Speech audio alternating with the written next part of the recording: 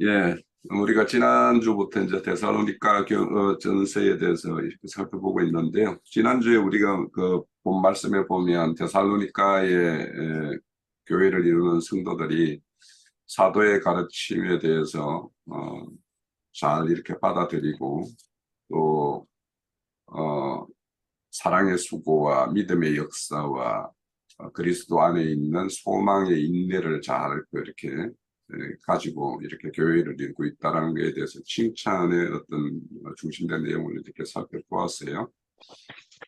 자, 그거와 이제 계속해서 연결되는 어떤 내용이 이제 데살로니가 2장인데, 우선 데살로니가 2장은 이제 마지막에 보면 1장의 마지막에 보면 죽은 자 가운데 다시 살리신 그의 아들이 하늘로부터 강림하실 것을 너희가 어떻게 기다리는지를 말하니 이는 장래에 노하심에서 우리를 건지시는 예수시니라. 이 말씀에서 이제 장래에 이런 그 건지심을 받기 위해서 이제 사도의 어떤 가르침, 복음이 이제 이렇게 전파된 데살로니가 교회인데 왜 이제 이렇게 사도가 이런 어떤 6절에 보면 환난 가운데 성령의 기쁨으로 말씀을 받아 우리 주에서 본받는 자가 된 데살로니가에 이런 어떤 환난 가운데에서도 왜 우리가 이런 어떤 성령의 기쁨을 위해서 이 말씀에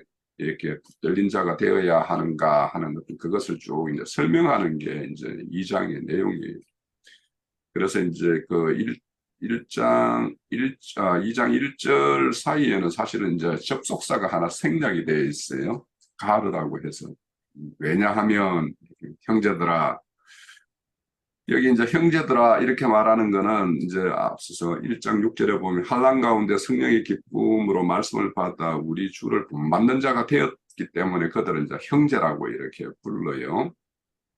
그러면 이제 형제와 대적되는 자들이 있었죠. 그래서 이제 데살로니가 이제 뒤에 이어지는 데 보면 그런 어떤 3절에 보면 간사함이나 부정에서 난 그리고는 속임을 행하는 자들이 있으니까 우리는 이런 걸 하지 않았다. 여기에서 우리는 속임이나 간사함이나 부정에서 난 것으로 하지 않았다. 이런 거 말씀을 하시는 거죠.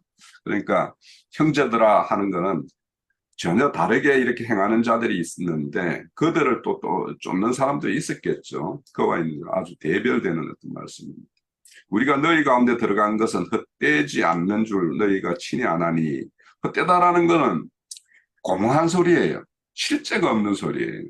그리고 유익이 전혀 없는 소리들을 또 유익이 없는 일들이 이제 헛된 일인데 그런데 지금 사도들이 이렇게 정한 것은 그렇지 않다라는 것을 친히 너희들이 안다. 이거는 뭐냐?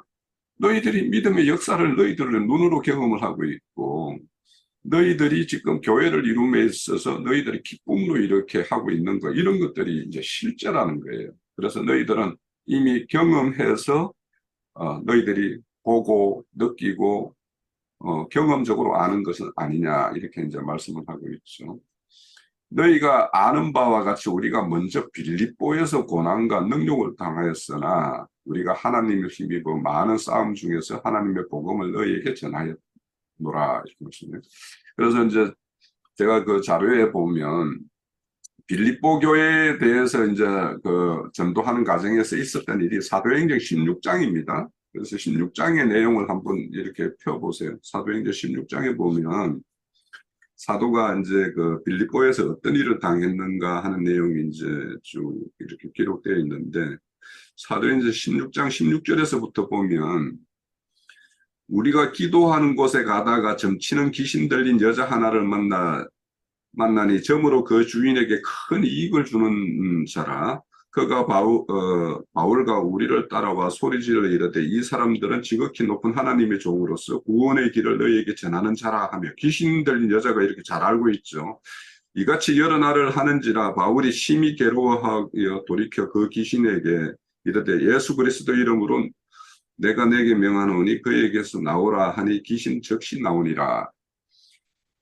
그 19절 보면 여종의 주인들은 자기 수익의 소망이 끊어진 것을 보고 바울과 실라를 붙잡아 장터에 관리들에게 끌어갔다가 상관들 앞에 데리고 가서 말하되 이 사람들이 유대인인데 우리 성을 심히 요란하게 하여 로마 사람인 우리가 받지 못하고 행하지도 못할 풍속을 정한다 하거늘 우리가 일제히 일어나 고발하니 상관들이 옷을 찢어 벗기고 매로 치라 하여 많이 친 후에 옥에 가두고 간수에게 명하여 든든히 지키라 하니 그가 이러한 명령을 받은 그들은 깊은 옥에 가두고 그 발을 착고에 든든히 채웠더니 이 말씀 나오죠. 그러니까 빌립보에서 귀신 들린 여종 하나를 이렇게 치유해 줌으로 인해 가지고 여종이 이렇게 점침으로 인해서 주인에게 큰 수익을 줬었는데 그런데 이제 귀신이 쫓겨나가니까 이제 짐을 칠 수가 없잖아요. 그래가지고 이제 주인이 이제 바울과 바울 사도 일행을 이렇게, 요란케 하는 자. 그러니까 누명을 씌워서 이렇게, 매를 치고, 그리고는 옥에 가두는 일이 있었어요. 물론 이제 그 이후에 옥에서 일어나는 일들은 또 하나님의 어떤 성령의 역사가 있어서 그 옥의 간수가 이렇게 간수와 간수의 가족들이 이렇게 구원받는 일로 이렇게 연결됩니다. 그렇지만 빌립보에서 이렇게 이런 일을 당하고 그래서 급히 이렇게 도망간 곳이 이제 데살로니가예요. 그래서 이제 데살로니가에 갔는데 또 데살로니가에 오니까 또 거기에서도 이제 또 행패를 부렸죠. 그래서 이제 또 베레아로 또 이렇게 도피를 하고 또 베레아까지 따라와 가지고 이제 이렇게 하니까 아덴으로 이렇게 또 피난을 하고 뭐 이런 일들이 계속 있었어요. 그래서 너희들이 이제 이런 일들을 전해 들어서 너희들이 충분히 알고 있지 않냐. 그렇지만 우리는 하나님의 힘입어 이런 싸움 중에 하나님의 복음을 이렇게 너희에게까지 이렇게 전하게 되었다. 그러니까 너희에게 복음 전한 것은 하나님의 어떤 도우심 때문에 이렇게 되어진 일이다. 이런 것을 강조하고 있어요. 자, 3절에 보면 우리의 겉면은 이 겉면이라는 단어는 이게 이제 좀 헬라어로 찾아보면 좀 재미있어요. 가까이 곁으로 부른다 이런 뜻이에요. 내 가까이 오라 이런 것이죠. 그러니까 겉면이라는 것은 사실은 어떤 사람과 나 사이에 어떤 거리감이 있어서 이것을 이렇게 좁히고자 하는 기에서 너 이렇게 했으면 좋겠다. 내가 아는 하나님은 이런 하나님인데 너는 지금 하나님에 대해서 이런 부분에 대해서 오해를 가지고 있다. 그래서 그 오해 부분이 해소되어야지 나와 함께 동일한 하나님을 이렇게 섬길 수 있다. 이렇게 했을 때 이제 우리가 건면을 하는 거 아닙니까? 그래서 이것이 가깝게 부른다. 이런 뜻이라는 거예요. 그러니까 나와 함께 같은 길을 이렇게 가기 위해서는 이렇게 했으면 한다 하는 어떤 그런 것이 이제 건면의 내용인데 우리의 건면은 간사함이나 부정에서 난 것이 아니요 속임수로 하는 것도 아니다. 그러니까 여기서 이제 속임수라는 것은 부정한 수단으로 이익을 도모하거나 이런 일들을 했을 때 이제 속임수라고 이야기를 하죠.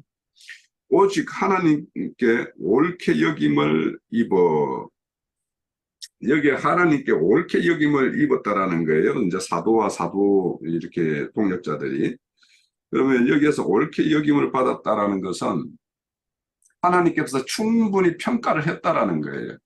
그러니까 여기는 금과 은을 재련을 할 때 이렇게 뭔가 불순물을 이렇게 다 제거를 해야 되죠.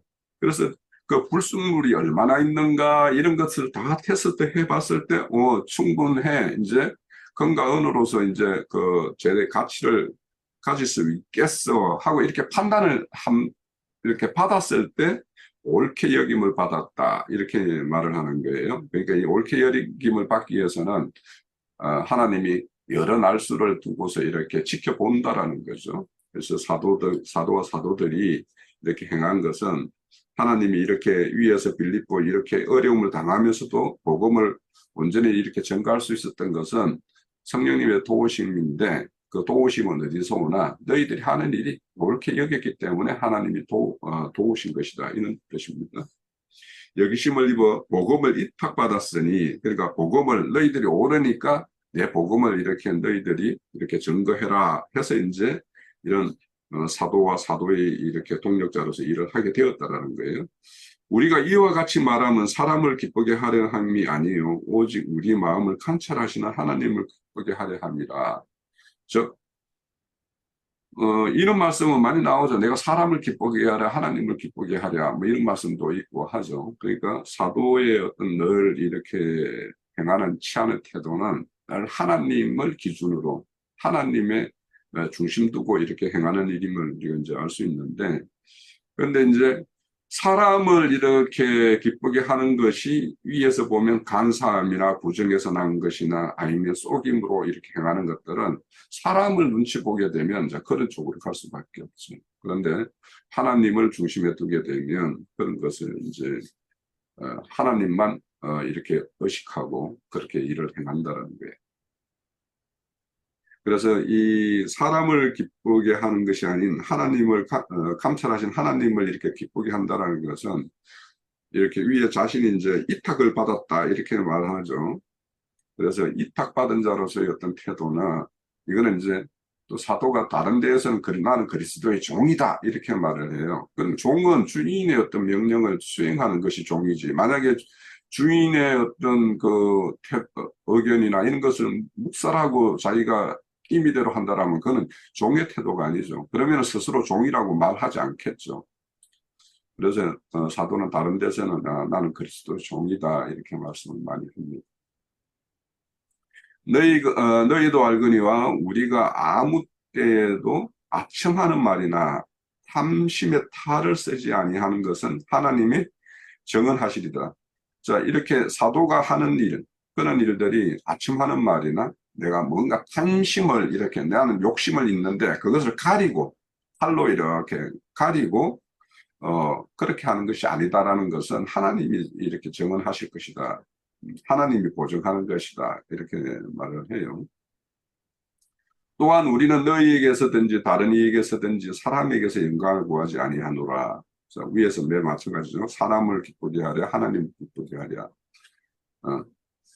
똑같은 하나님께서 영광을 취하지 나는 사람에게서 영광을 취하지 않겠다 이런 말인데 참 이게 사람들이 어떤 사람을 이렇게 사람을 이렇게 칭송하게 되면 그 사람은 자기를 좋게 이야기하는 걸 싫어할 사람은 아무도 없죠 사실.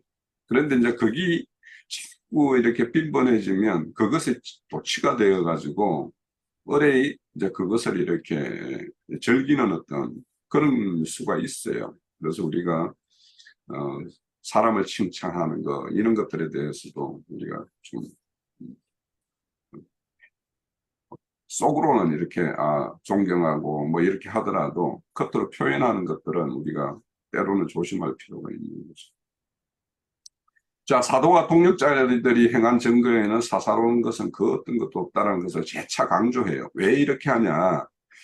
이는 뭐냐면 사도를 박해하는 자들, 사도와 대적하는 자들은 그들은 다 이렇게 뭡니까? 강산 또 어떤 자기 이익을 탐하는 이런 것들을 가지고 이렇게 행하는 것인데 사도는 그런 거와 그들과는 다르다라는 것을 강조하는 것은 이렇게 사도가 늘 자신의 어떤 사도권에 대해서 도전을 받는 면도 있고 자신이 이렇게 사도로서의 어떤 사역을 하는 것은 이렇게 하나님의 어떤 이임받았다라는 것을 이렇게 재차 강조하기 위해서 자신이 이렇게 사역한 것이 얼마나 신실하고 깨끗하게 수행했는가를 이렇게 스스로 사도로서 자신을 이렇게 변증하는 것을 늘 이렇게 앞세우는 사도인데 그만큼 사도가 이런 그에 의해서 도전을 받고 사역의 어떤 박해를 받았다라는 것의 어떤 또 반증이기도 하죠. 빌립보 교회를 세우는 과정에서 사도가 보인 자비량의 모습은 너희도 보고 듣고 알고 있는 사실로서 증명되는 것임을 들어서 먼저 확정을 하고 싶은 것이 이제 사도의 마음인 것 같다. 바울 사도의 경우 그리스도인을 핍박하던 자여서 그리스도 예수를 증거하는 자로 이렇게 바뀌었죠. 사울에서 바울로 바뀌었어요. 그래서 자신이 범한 지난날의 과거에 돌이켜 복음 전파에 전념함은 성령으로부터 복음을 이탁받았기 때문이라고 밝히고 있는데 자신에게 부여한 사도의 직무를 수행함으로써 자신을 감찰하는 성령님만을 의식하고 모든 것을 성령님께 맞추어서 일한다는 것은 너무도 당연한 것이다라고 이제 자신의 어떤 태도를 이렇게 밝히고 있습니다.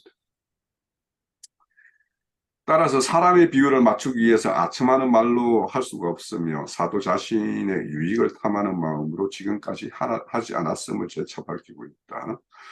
따라서 앞으로 서신에서 밝히게 될 증거들, 그러면 앞으로는 좀 이렇게 데살로니가 교회에 대해서 바르게 하는 이렇게 겉면, 이렇게 3절의 겉면 이런 걸 간사한 것 부정해서 난 것이 아니다라고 말하는 이유는 앞으로 이런 것을 하겠다라는 것이 되겠죠. 그때 오해하지 말아라.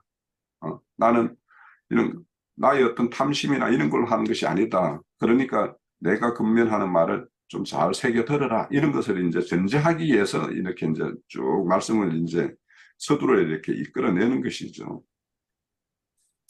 따라서 앞으로 서신에서 밝히게 될 증거들도 이런 사도의 견지에서 이르는 내용이기에 사사롭게 여기지 말라는 뜻이다.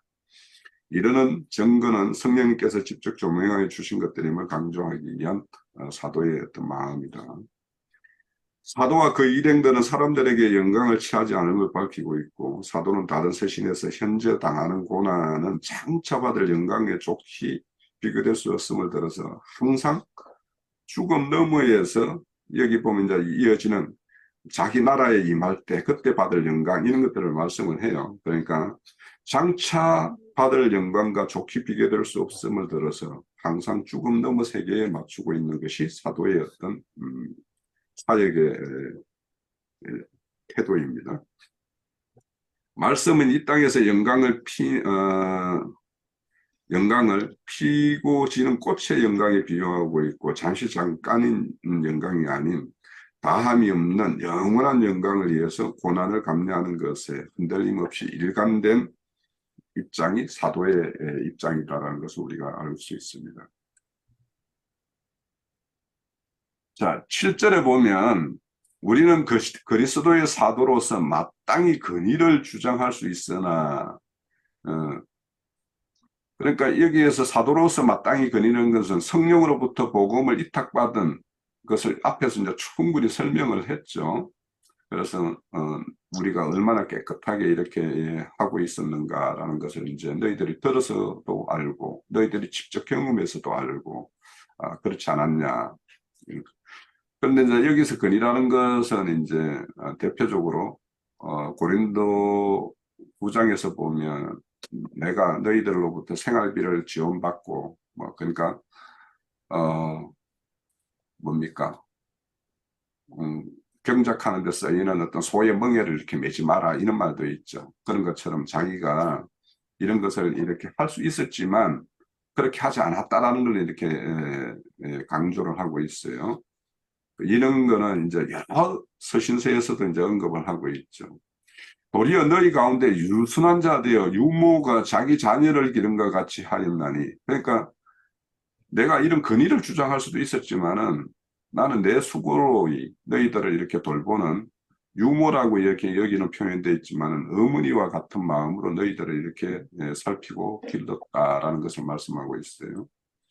우리가 이같이 너희를 사모하여 하나님 복음을 봉헌뿐 아니라 우리의 목숨까지도 너희에게 주기를 기뻐함은 너희가 우리의 사랑하는 자 됨이라 이렇게 하는데 자 여기서 이제 이렇게 보면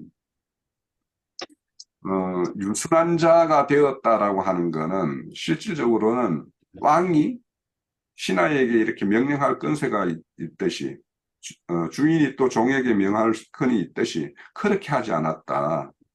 그러니까 부모가 어린 자녀를 이렇게 키우는 것과 같이 이렇게 특별한 사랑과 수고로서 나는 너희들에게 사역을 했다. 이렇게 이제 말씀을 하는 것이죠. 우리가 이같이 너희를 사모하여 하는 것은 지금 이 사모하는 것은 처음 너희에게 복음을 전가할 때와도 그랬고 지금은 내가 데살로니가를 갈 수가 없어서 지금 이렇게 편지를 쓰고 있지만 그 마음은 지금도 여전히 계속 지속되고 있다라는 것이 이제 사도의 마음이고요. 그래서 우리가 지금까지 사역을 하면서 목숨의 어떤 위협을 그렇게 핍박과 그런 고난을 담당하면서도 우리가 이렇게 했었던 것은 우리는 목숨을 이렇게 너희에게 내어줄 만큼 그런 사랑으로 우리가 했다라고 이렇게 말씀을 하고 있어요. 그래서 이 목숨을 내놓다라고 하는 것은 그러니까 나의 어떤 전 인격을 모두 들여서 너희들을 이렇게 목양하는 일, 너희들을 세우는 일을 이렇게 했다라는 것을 이제 말씀하고 있어요. 그리스도의 사도로서의 권위를 앞세워 강권하거나 그렇게 하지 않으면 사도의 직무는 자신이 증거하는 그리스도 예수에 대해서 받아들이고 하기 위해서 내가 그런 어떤 권위를 앞세우지 않았다. 가장 앞선 모든 일의 방식과 수위 조정은 항상 이원칙, 그러니까 너희들이 우리가 전하는 복음을 잘 받아들이는 그 어떤 조건을 만족시키기 위해서 그 조건이라면 내가 권위도 내려놓을 수도 있고 유모가 자기 자녀를 키우듯이 이렇게도 할 수 있었다라는 것이 딱 그거예요. 포인트는 너희들이 우리가 증거하는 증거를 잘 받아들이는 그것이 무엇이냐에 따라서 어떨 때는 하게 이렇게 사도가 치기도 해요. 그렇지만 대부분은 이렇게 어린아이를 이렇게 살피는 어떤 그런 부모의 마음과 같이 이렇게 했다라는 거예요.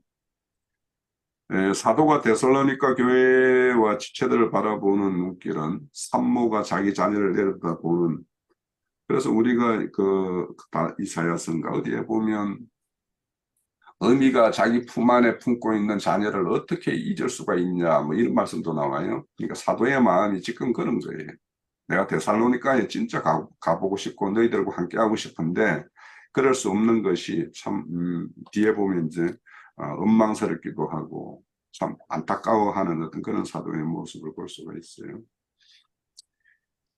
자, 이런 어떤 사도의 마음, 그래서 자기 목숨까지 내어줄 수 있는 어떤 이런 사랑으로 교회를 이렇게 살피고 하고 있는 사도의 마음 속에서 주님이 우리에게 보낸 사랑이 이와 같은 것인 줄 우리는 알고 있어요. 그죠? 이렇게 우리 각자도 이 사도가 데살로니가 교회를 살피는 것과 같이 주님이 우리를 이와 같이 살폈음을 우리가 알고 있어요.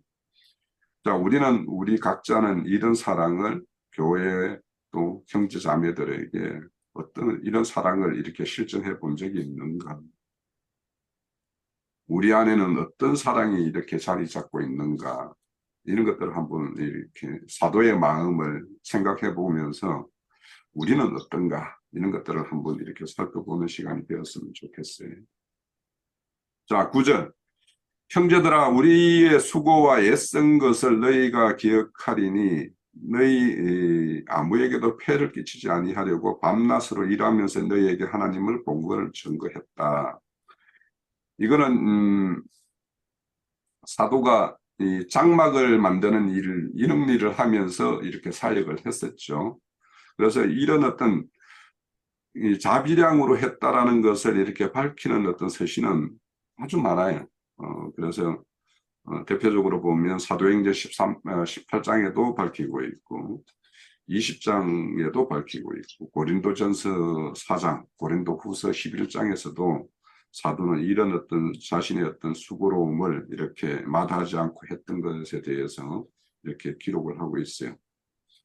우리가 너희 믿는 자들을 향하여 어떻게 거룩하고 옳고 흠없이 행하였는지에 대하여 너희가 증인이요 하나님도 그러하시다. 자, 사도와 사도 일행들이 이렇게 행한 것에 대한 정의는 너희들도 직접 보고 했기 때문에 너희들도 우리의 증인이 아니냐라는 말과 하나님도 그러하다라고 하는 것은 너희들은 직접 눈으로 보고 들었고 느끼고 이렇게 경험했기 때문에 너희들은 진짜 외적으로 진짜 나타나는 걸로 인해서 경험을 했던 증인이고 이들의 마음에 아첨도 없고 또 사람을 기쁘게 하는 것이 아니라 하나님을 기쁘게 하는 어떤 그 중심을 두고 한 일 이런 거에 대해서는 하나님이 증인이라는 거예요. 그래서 외적으로는 너희들이 경험했던 너희들이 증인이고 내 어떤 심중에 있는 순전한 어떤 복음을 위한 나의 어떤 그 사도의 어떤 마음이나 이런 것들은 하나님이 증인이라는 것이죠. 자, 앞선 1장에서 데살로니가 교회에 대해서 믿음의 역사와 사랑의 수고와 소망의 인내에 대해서 말하고 있었죠. 사도들 역시 이런 모습을 본이 되는 어떤 사역을 수행했음을 우리는 알고 있습니다. 단 3주 만에 믿음의 역사가 있었고 많은 사람이 복음을 받아들이고 이런 배경에는 성령의 역사하심과 사도와 그 동력자들이 사랑의 수고가 있었기 때문에 데살로니가 교회에 그런 아름다운 열매들이 맺을 수 있었다는 거죠. 사도의 일행은 어디를 가든지 자비량으로 사역을 시작했고 그렇게 마칠 수 있도록 했습니다. 이런 수고로운 사역을 한 것은 사도의 사역이 사사로운 것에서 비롯되지 않음과 사람을 의식하고 행할 것이 아니기 때문에 오직 자신에게 복음을 입탁하신 성령님만 바라보고 행하기 위함이었고 복음을 해칠 수 있는 소지가 있는 것을 사전에 다 방지하기 위한 사도의 어떤 힘든 노력이었다고 보여져요. 사역자의 태도와 지향점이 어떤 것인지를 본으로 보여주기 위해서 사도는 자기와 이렇게 동력하는 동력자들이 있었죠. 그럼 그 동력자들이 다음에 사도를 이어서 이제 사역을 해야 될 자들이기 때문에 그들에게 사역의 본을 보이기 위해서도 그렇게 했던 걸로 보여요. 자, 11장에 보면 너희도 아는 바와 같이 우리가 너희 각 사람에게 아버지가 자기 자녀에게 하듯 건면하고 위로하여 경계하노니 이는 너희를 부르사 자기 나라와 영광에 이르게 하시는 하나님께 합당하게 행하려 함이라. 너희도 아는 바와 같이 앞서서 말한 같이 사도와 사도의 동력자들이 직접 행하고 했던 것들을 이렇게 보고 들은 그리고 경험했던 것. 그렇게 한 이유는 뭐냐? 각 사람이 아버지가 자녀에게 하듯 그 건면과 위로를 통해서 경계를 이렇게 삼게 하기 위해서라고 이제 말씀을 해요. 그러니까 아비가 자녀에게 뭔가 이렇게 충고하고 건면을 하기 위해서는 뭔가 이 본이 되는 것들, 또 아버지로서의 어떤 그런 책임과 권위 이런 것들을 손상당하지 않고 한 상태에서 아들에게 건면을 했을 때 아들이 아무 거부감 없이 받아들이지 이게 자녀를 다 키우시는 우리 이제 분들이니까 자녀를 키워보면 우리가 이렇게 자녀에게 뭔가를 이렇게 충고하고 할 때 뭔가 내가 본의 안 되는 거에 대해서는 내 스스로가 말을 꺼내기가 되게 어려워요. 그죠? 내가 막 뭔가가 어떤 면에서 내가 뭐 좀 그런데 하면은 내가 일단 스스로 이축이 돼가지고 그 부분에 대해서는 이제 이렇게 충고하는 말을 꺼내기가 쉽지 않죠. 근데 이제 내가 당당한 부분에 대해서는 이제 이놈 이렇게 해라 저렇게 해라 이렇게 말하기가 좀 쉽죠. 그래서 이게 부모와 자녀는 이제 격이 너무도 없기 때문에 사실은 아버지가 아들에게 이렇게 권위를 가지고 이렇게 하기가 쉽지가 않아요, 사실은. 그러니까 자녀들도 보면은 밖에 사람 누군가의 어떤 뭐 선생이나 어떤 사람의 말은 잘 듣는데 부모의 말은 좀 이렇게 그렇게 고분고분하게 듣지 않고 그냥 흘러듣기도 하고 막 이런 것이 좀 있죠. 처음만 그런지 몰라도 저는 그런 게 좀 느껴져요. 그래서 이게 아비로서의 어떤 권위를 잃어버리면 저렇게 될 것이다라는 생각이 들어요. 그런데 이제 바울 사도는 그런 것들, 그러니까 사도가 어떤 건면을 했을 때 그거에 대해서 이렇게 뭔가 반대의 어떤 의견도 개진하기 할 것도 없이 수용할 수밖에 없는 어떤 그런 어떤 이치에 있기 위해서 이런 어떤 수고로움을 이렇게 스스로 이렇게 감당했던 부분들 이런 것들을 말씀하는 것 같아요. 이는 너희를 부르사 자기 나라와 영광이 이르게 하시는 여기서 자기 나라는 것은 장차 우리가 육신의 장막을 벗고 부활의 나라에 참여했을 때 그때의 어떤 나라를 염두에 두고 있는 거예요. 그래서 나라와 영광에 이르게 하신 하나님께 합당하게 행하려 함이라. 그러니까 부활에 참여하는 자가 되기 위해서는 그에 합당한 일을 합당한 자가 되어야지 이제 그렇게 될 거 아닙니까? 그런 것들을 말씀하고 있고 사도는 항상 자신의 사역의 모델이 되어야 한다. 우리가 사도가 자기 자신을 이렇게 모델로 제시하는 것들을 여러 번 봤죠.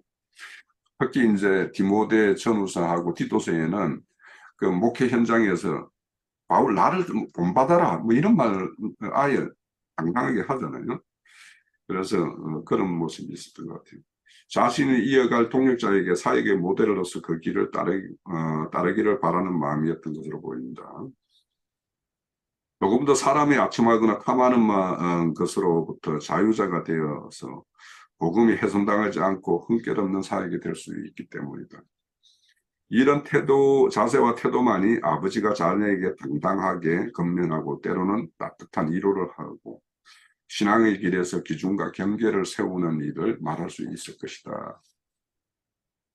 이런 근위를 세우는 일은 짧은 시간이 되는 것이 아니라 사도가 사역의 시작부터 지속하여 왔기에 가능합니다.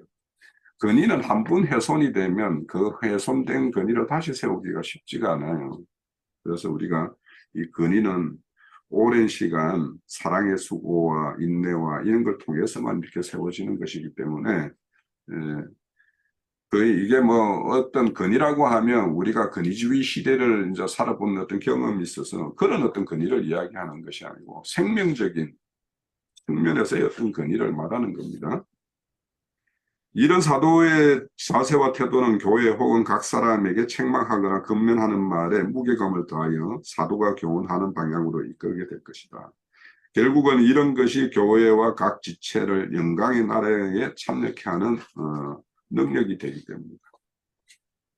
이런 것은 사도의 인격이 담겨있는 삶의 전체인 것에서 우러나는 것이기에 우리 각자는 이런 것에 대해서 진지하게 생각해보고 우리가 교회의 어떤 생명의 어떤 근위를 이렇게 세워가고 훼손당하지 않게 하는 일에 대해서 우리가 각별히 마음을 가져야 될 것 같다. 자, 13절입니다. 이러므로 우리가 하나님께 끊임없이 감사함은 너희가 우리에게 들은 바 하나님의 말씀을 받을 때에 사람의 말로 받지 아니하고 하나님의 말씀으로 받음이니 진실로 그러하도다. 이 말씀이 또한 너희 믿는 자 가운데서 역사하느니라. 자, 사도들이 전하는 이렇게 말씀을 잘 받아들이는 것에 대해서 하나님께 이렇게 감사한다라는 것이 이제 사도의 마음이라는 거예요. 그런데 이제 여기에 하나님의 말씀을 받을 때 받는다는 것은 사도가 애언이나 가르침 이런 것들이 있는데 이런 것들을 주관적으로 잘 이렇게 받아들였다라는 거예요. 그러면 우리는 항상 말씀을 받으면 주관적으로 받아들여요. 그런데 그것이 다시 객관적으로 이렇게 드러나는 것까지 나아갔을 때 그것이 뭐 다른 말로 하면은 생명의 현상이다 이렇게 이야기할 수 있겠죠. 그래서 우리는 말을 항상 주관적으로 들어야 되고 그리고는 그것이 객관화되는 어떤 과정 이런 것까지 우리는 늘 생각을 하면서 말씀 추구해야 될 거라는 생각이 들어요. 복음을 증거하는 현장에서 증거하는 사랑과 증거를 듣는 쌍방의 심령 상태에 따라서는 어떤 말이 오고 가는지 결정되는데 자칭 의인이라고 생각하고 스스로 난 정인에 의해서 난 증거는 사람의 말로 증거하는 건데 어떤 사람은 그것을 하나님의 말씀으로 이렇게 듣는 것이 되고 듣는 사람의 어떤 영이 거듭나지 않으면 천년적인 본성으로 세영과 생의 말씀을 또 사도의 어떤 증거들을 거듭나지 않은 사람들이 그 말을 들으면 그냥 천연적인 어떤 본성으로 듣기 때문에 그것이 하나님의 말이 아닌 사람의 말로 듣는 거예요. 그러니까 이렇게 서로 증거와 듣는 자, 정인과 듣는 자 사이에는 그 같은 영으로 거듭났을 때 하나님의 말씀으로 들을 수 있지만 그렇지 않은 상황에서는 아무리 하나님의 말을 증거해도 사람의 말을 듣게 되고 또 사람의 말을 전하는데 그것을 하나님 말씀으로 이렇게 받아들이는 그런 것들이 사람의 어떤 심령 상태에 따라서 그렇게 된다라는 것을 우리가 알 수가 있죠. 그래서 우리는 하나님의 말씀을 이렇게 들을 때 어떤 자세로 듣고 어떤 지각을 이용해서 이렇게 듣는가에 따라서 우리가 하나님의 어떤 뜻에 합치되는 말씀으로 들을 수도 있고 사람의 말을 들을 수도 있고 그렇게 됩니다. 그런데 데살로니가 교회를 이루는 사람들은 사도와 그 동력자들이 전하는 복음을 사람의 말이 아닌 하나님의 말씀으로 듣고 있었다는 것이고, 사도의 교훈은 하나님의 말씀을 받았으니 말씀의 역사가 있었기 때문에, 그래서 믿음의 역사, 이런 말씀이 이제 앞에서 우리 1장에서 볼 수가 있었던 거죠. 자, 14절입니다. 형제들아, 너희가 그리스도 예수 안에서 유대에 있는 하나님의 교회를 본받는 자 되었으니 그들이 유대인에게 고난을 받은 것 같이 너희도 너희 동족에게 동일한 고난을 받았느니라. 유대인은 주 예수와 선지자를 죽이고 우리를 쫓아내고 하나님을 기쁘게 하지 아니하고 모든 사람에게 대적이 되어 우리가 이방인에게 말하여 구원을 받게 함은 그들이 금하여 자기 죄를 항상 채우며 노하심의 끝까지 그들에게 임하였느니라. 자, 여기에 우리 14절에 보면 그리스도 예수 안에 있다라는 말, 이게 이제 사도가 참 아주 즐겨 쓰는 말이죠.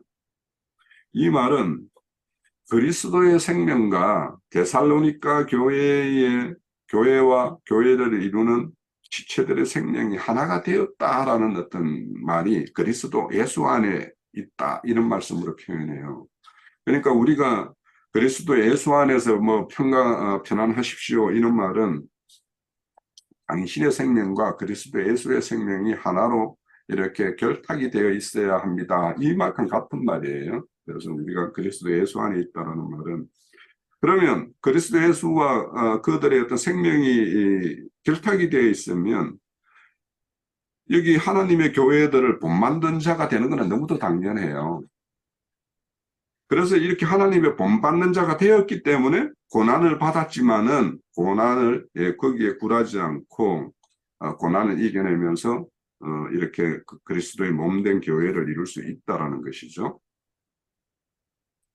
그런데 그 어떤 고난이냐? 유대인들에게 고난을 받았다라는 거예요. 그러니까 지금도 보면 빌립보에서 쫓겨날 때도 그 유대인들, 또 물론 거기에서 뭐 여종의 어떤 그 귀신 들린 여종을 치유함으로 인해 가지고 그 어떤 수익이 없는 그런 어떤 이방인들의 어떤 그런 것도 있었지만, 데살로니가에 이렇게 이제 그래서 데살로니가로 이렇게 피신했을 때 그 데살로니가에 따라오고, 또 데살로니가에서 베레아로 이렇게 피신했을 때 또 따라와서 이렇게 해방하는 자들은 다 유대인이었었어요. 그러니까 그런 어떤 유대인들의 어떤 그 어떤 핍박과 고난은 예루살렘에 있었던 교회들이 최초의 사도들이 이렇게 복음을 전거했을 때 유대인들이 핍박했던 것, 거기와 똑같은 맥이 다 있는 거죠. 그래서 유대인들은 우리 주 예수와 선지자들을 죽이고 우리를 쫓아내고 하나님을 기쁘게 하지 아니하도록 모든 사람에게 대적이 되었다라고 말해요. 이 모든 사람에게 대적이 되었다라는 건 유대인들이 뭐냐면 그들은 여전히 선민 사상에 잡혀 있기 때문에 하나님은 유대인의 하나님, 이스라엘의 하나님만이 이제 주장을 하고 있죠. 그래서 16절에 보면 우리가 이방인에게 말하여 구원받게 함을 그들이 금하게 한다라는 거죠. 이 말씀은 우리 이제 사도행전 그 4장에도 이제 쭉 나오는 말씀입니다. 그래서 실질적으로 이들이 자신들에게만 이렇게 하나님의 어떤 구원이 있고 이방인에게 이렇게 하는 것을 금했기 때문에 실질적으로는 복음이 오히려 이방인에게 넘어가는 어떤 그런 것이 되었죠. 그리고 여기서 이제 제 양을 채우며 이런 말이 나와요. 그들이 자기는. 그런데 이거는 이제 마태복음 23장 32절에 보면 너희가 너희 조상의 양을 채우라, 이런 말씀이 나와요. 모든 것을 우리 후손에게 돌리소서, 이런 말씀도 나오죠. 그러니까 그 후손들이 선조들이 그 했던 말을 그대로 이어받아서 지금 이런 죄를 채우는 일, 예수를 핍박하는 일, 이런 일들을 계속 이어가고 있는 것이죠. 유대에 있는 하나님의 교회들은 유대에 의해서 극심한 핍박을 받았고, 핍박하는 자의 대표가 바울 사도가 그 이전에 사울이었을 때 했던 일이에요. 사울의 경우는 예수와 그를 따르는 자들을 끌어다가 옥에 넘기고 심지어 성령 충만한 스데반을 죽이는 일에도 참여했던 것이 바울 사도입니다. 그러니까 그 바울 사도가 그 예루살렘에서 유대인으로서 예수와 그 사도들을 핍박하는 일에 대해서는 너무도 잘 알고 있죠. 자신이 행했던 일이니까.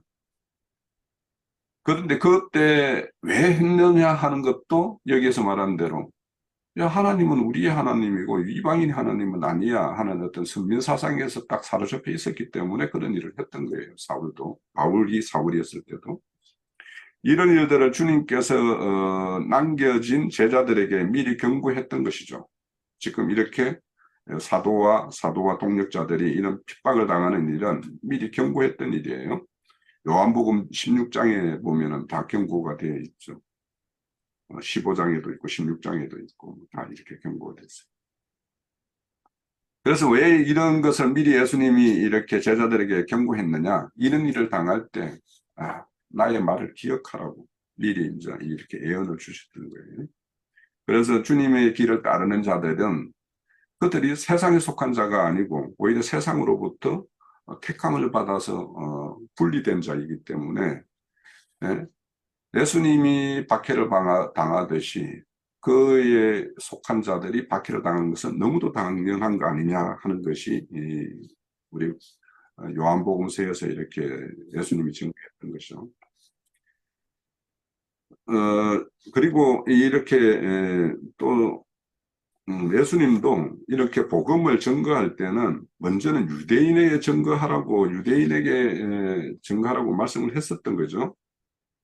우리 마태복음 10장 5절 6절에 보면 예수께서 이 12를 보내시며 명하여 이르되 이방인의 길로도 가지 말고 사마리아의 고을에도 들어가지 말고 오히려 이스라엘 집에 잃어버린 양이로고 가라. 이렇게 유대인에게 먼저 복음을 전파하라고 말씀을 하셨어요. 그래서 그렇게 했던 거죠. 했으나 그들이 이런 선미산상에 젖어들어 있어가지고 그 사도들이나 이런 복음을 받아들이지 않으므로 이방인의 나라로 갔던 거죠. 특히 이제 사도행전 4장에 보면 이제 3장에서 성전에 들어가는 미문에 이렇게 안전병이면서 이렇게 구걸하는 자를 베드로와 요한 사도가 내가 너에게 이렇게 구하는 것 금은은 없지만은 예수 그리스도 이름으로 일어나 걸어라 이렇게 해서 그 안전병이가 일어나서 이렇게 걷는 어떤 이적이 있었죠. 그런데 그 이적을 많은 사람들이 봤어요. 그래서 그 이적 있었던 것을 없다 할 수도 없고, 그래서 이제 그 유대 종교 지도자들이 사도들의 어떤 그 복음 증거를 민간에게 더 퍼지지 말게 하자 해서 너는 예수의 이름으로 아무에게도 이런 말을 하지 말아라 이렇게 겁박을 했죠. 그때 이제 베드로와 요한이 내가 하나님의 말을 듣는 게 합당하냐, 사람의 말을 듣는 게 합당하냐, 이렇게 말하는 것이 이제 오늘 그 바울 사도가 2장에서는 사람을 기쁘게 하랴, 하나님을 기쁘게 하랴 하는 말과 동일하게 이제 이렇게 언급이 되어 있습니다. 그래서 최종적으로는 하나님의 말씀이 마땅히 먼저 저희들에게, 유대인들에게 전해졌지만 그들이 그것을 버리고, 영생 얻기에 합당치 않은 자로 자처하기로 우리가 이방인으로 항한다. 이렇게 13장에서, 사도행전 13장에서 말씀을 해요. 이렇게 복음이 이방 땅으로 넘어갔습니다. 그렇지만 이제 이방 땅에 이렇게 넘어갔지만 우리가 성경에서 보면 하나님은 항상 뭔가 이런 어떤 심판을 행하는 어떤 그런 일에서도 꼭 하나를 이렇게 남겨두는 일, 이런 것들이 너무 많아요. 그 대표적으로 보면 우리가 사무엘상 그저께 볼 때 아히멜렉 제사장, 녹당 제사장 아히멜렉과 그 제사장을 다 멸할 때에도 아히멜렉의 아들 아비아달을 딱 살려서 이렇게 놓는 거. 그리고 남유다 왕들을 다 징계하면서도 여호야긴을 오히려 바벨론 땅으로 딱 포로 잡혀가게 해서 그 바벨론 왕의 왕실에서 이렇게 보호를 받게 해서 나중에 그 왕의 얘를 계속 이어서 예수가 이렇게 올 수 있게끔 하는 거. 또 요담이라는 자, 그러니까 기드온의 아들 중에서 요담이라는 막내 아들 하나를 살려두는 것. 또 특히 이제 그 이세벨의 딸 아달랴인가요? 아달랴에 의해서 남유다의 어떤 그 친족들을 다 멸할 때 요아스 하나를 딱 이렇게 그 고모와 고모부에 의해서 이렇게 생명을 딱 유지하게 하는 것. 이런 것들을 보면 하나님이 이렇게 비록 복음이 이방 땅으로 이렇게 넘어간다 할지라도 다시 회복의 기회를 이렇게 주시는 어떤 그런 것들을 저도 이게 예전에는 어떻게 이 영적 이스라엘이라는 어떤 그런 그 가치에 사로잡혀가지고 천년왕국이라는 것들 이런 것들에 대해서 참 처음에는 이제 이해가 안 됐어요. 그런데 이제 하나님의 어떤 심중을 어떤 심중인가 이런 것들을 좀 이해하니까 하나님이 비록 혈통적 이스라엘이 이렇게 복음으로부터 이렇게 떠났지만 그들을 완전히 버리지 않는다라는 것은 너무도 성경에서 많은 말씀들에 이렇게 그 이후에 이렇게 보니까 이제 그런 것들이 많은 증거들이 있어요. 그래서 우리가 이런 하나님의 어떤 마음이 어떤 것인가 하는 것도 이런 어떤 복음이 유대인에서 이방인으로 비록 이렇게 넘어갔지만 다시 회복될 거는 왜 이런가?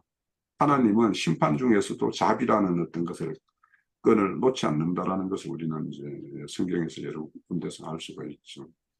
자, 17절입니다. 형제들아, 우리가 잠시 너에게 떠난 것은 얼굴이요 마음이 아니니 너희 얼굴을 보기를 열정으로 더욱 힘썼노라. 그러므로 나 바울은 한두 번 너희에게 가고자 하였으나 사탄이 우리를 막았도다.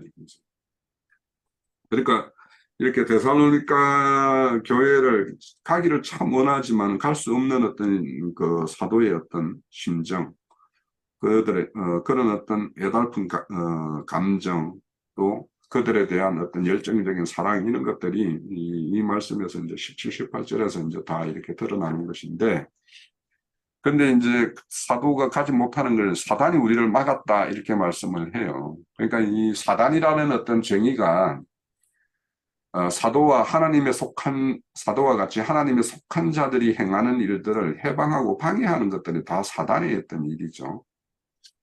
그런 한 면에서도 그러면 사단이 이렇게 방해한다고 해서 그럼 하나님이 꼭 필요하다면 그걸 못 할 수 없는 거냐 이렇게 생각을 하면 꼭 그런 거는 아니잖아요. 그래서 우리가 이런 일 중에도 성령님의 어떤 허락하심이 있기 때문에 이제 이런 사탄의 어떤 이런 것도 허락되는 것인데, 그 이유는 뭐냐면 또 이제 구체적으로 이제 말씀 중에는 그 사도행전 17장에 보면 야손과 그 사람들이 이제 이렇게 업장들에게 잡혀갔죠.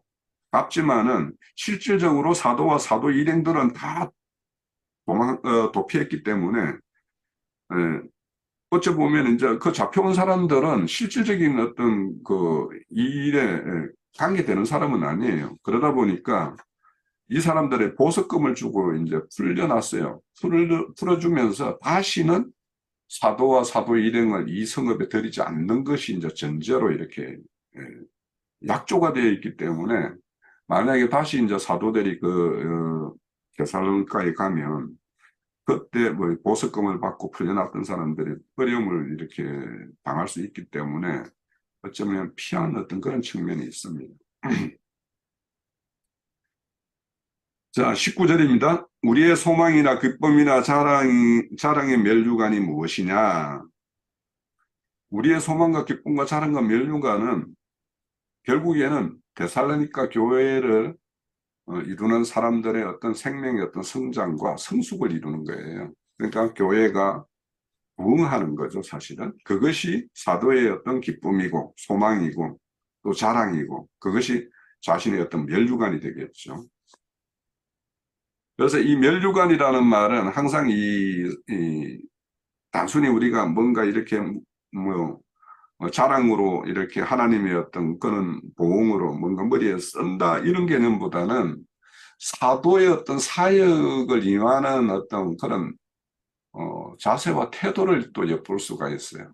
이 면류관이라는 거는 경기장에서 경주하는 자들이 그 경주에서 이겼을 때 이긴 자에게만 주어지는 것이 면류관이거든요. 그러니까 사도가 이런 어떤 면류관을 이렇게 이야기한다는 것은 지금 이렇게 직접 갈 수는 없지만 이렇게 편지를 써서 데살로니가 교회를 이렇게 격려하고 위로하고 또 이렇게 당부하고 하는 것은 이런 데살로니가 교회의 어떤 성장과 성숙 이런 것들을 이루는 것이 이런 것들을 위해서 자신이 할 수 있는 모든 것을 다 하고 있다라는 것의 어떤 정표이기도 해요. 이런 명일유관이라는 말을 하는 거는. 그래서 우리가 이렇게 볼 때 우리 교회의 어떤 장로님도 이제 연로하시면서도 지금 이제 교회의 모든 일에 이렇게 열정을 쏟고 하는 것도 어떤 그런 경주자의 어떤 그런 모습 이런 것들을 좀 이렇게 엿볼 수가 있어요. 그래서 우리도 이렇게 교회를 이루는 문제에서 너무 나이브하게 이렇게 생각할 것이 아니라 정말 좀 더 치열하게 이렇게 해야 되는 것이 내 자신을 포함해서 우리 교회를 이루는 모든 사람들이 이런 것들을 좀 무장해야 될 부분이 있지 않는가. 우리에게는 그런 본이 있기 때문에 사도 이런 서신서의 어떤 사도와 동력자들도 그랬지만 우리 교회를 앞서서 이끄는 분도 어떤 그런 모습이 있기 때문에 우리가 그런 걸 본받아야 될 부분이 있다는 생각이 들어요. 20절 너희는 우리의 영광이요 기쁨이라. 그래서 사도의 어떤 영광과 기쁨이라는 것은 결국에는 어디에 있는가? 그것은 강림하실 때 그때 있을 것이다 라는 것이고 그 영광과 기쁨은 사도가 세운 어떤 교회와 교회의 지체들에 의해서 이렇게 주어질 것이다 라는 것이 사도의 어떤 명확한 어떤 인식입니다. 자, 우리는 사도의 면류관은 사도를 통해서 잃어버린 양을 찾게 된 그 양들이 면류관이라고 그랬어요. 그러면 우리는 누군가의 면류관이에요. 그리고 우리 교회 지체들 중에는 우리의 면류관이 있을 수 있어요. 우리를 통해서 이렇게 생명의 성숙과 무언가 자랑과 교회의 인도와 이런 것을 받은 자들이 있겠죠. 그래서 우리는 누구에게는 좋은 면류관이 되어야 되고 또 우리의 면류관을 위해서 또 우리가 늘 이렇게 힘쓰고 애써야 될 그런 부분도 있다. 자, 그래서 우리 2장을 보면서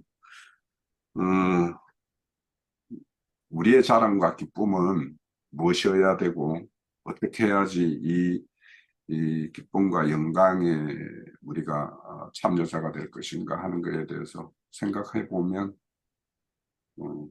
우리의 어떤 신앙의 어떤 임하는 자세나 이런 것들에 대해서 한번 다시 점검하는 기회가 되지 않을까 싶습니다. 자, 오늘 제가 준비된 데살로니가 2장에 대한 말씀의 전가는 이것으로 마칩니다.